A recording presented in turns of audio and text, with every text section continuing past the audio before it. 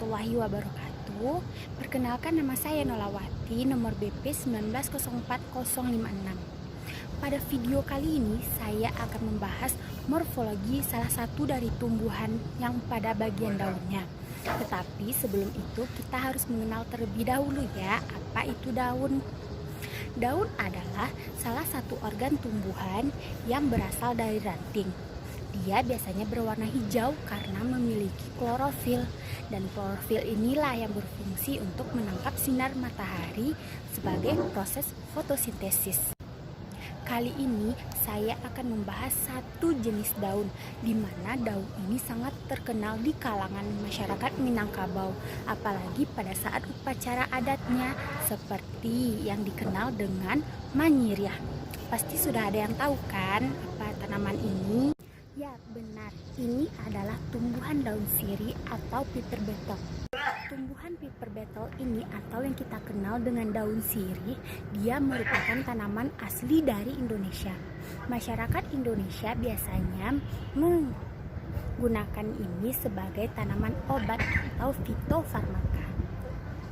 Kemudian tanaman daun sirih ini dia dapat tumbuh sampai tinggi 15 meter.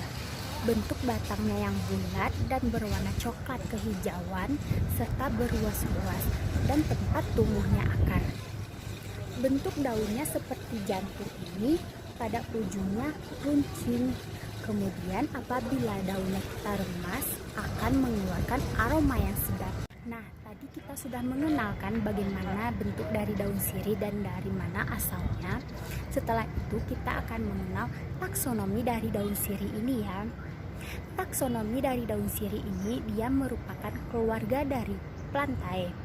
Kemudian ordonya Piperales, familinya Piperaceae, kemudian genusnya Piper, kemudian spesiesnya Piper beetle. Minyak atsiri yang terkandung di dalam daun sirih ini mengandung minyak terbang atau beta-penol, sesquiterpen, zat gula yang dapat mematikan kuman, kemudian antifungi dan antioksidan. Selain itu juga, daun sirih ini memiliki zat aktif fenol dan kafikol yang dimanfaatkan sebagai pestisida nabati untuk membunuh hama penghisap.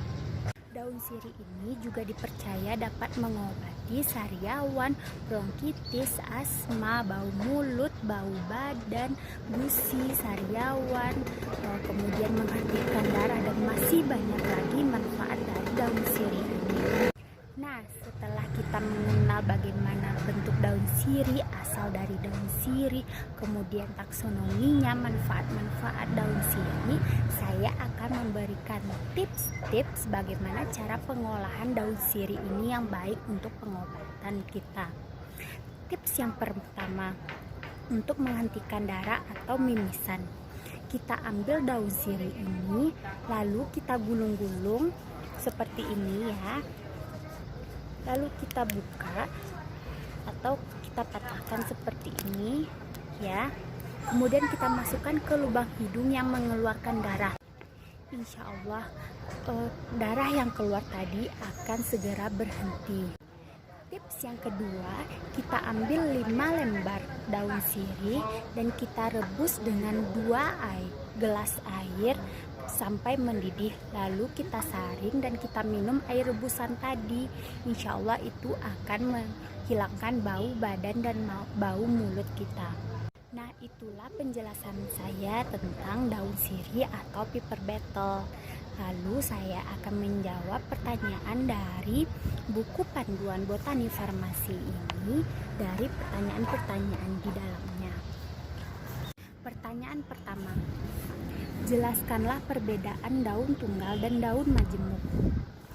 Daun tunggal atau folium simplex dia memiliki satu helai daun saja pada bagian rantingnya seperti tumbuhan daun dewa. Kemudian daun kompositum atau daun majemuk dia memiliki rantai yang bercabang, dan pada cabang rantai inilah terdapat banyak helai daun yang lebih dari satu seperti daun salam. Pertanyaan yang kedua, jelaskanlah perbedaan daun kapuk dan daun singkong. Bentuk dari tulang daun singkong ini adalah menjari, sedangkan bentuk tulang daun dari daun kapuk adalah majemuk menjari. Pertanyaan nomor 3. Kenapa daun jeruk tergolong daun majemuk padahal hanya memiliki satu helai daun?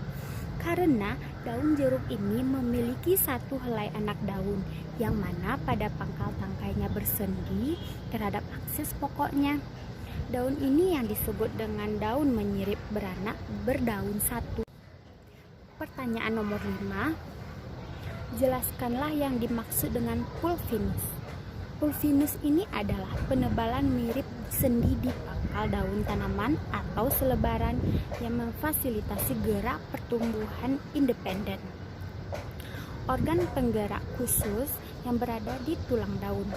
Akibatnya, batang, cabang, dan tulang daun menjadi layu yang ditandai dengan mengantuknya daun, seperti daun putri malu. Itulah jawaban dari saya atas pertanyaan yang ada di buku panduan ini. Apabila saya ada salah kata, saya mohon maaf dan saya akhiri. Wassalamualaikum warahmatullahi wabarakatuh.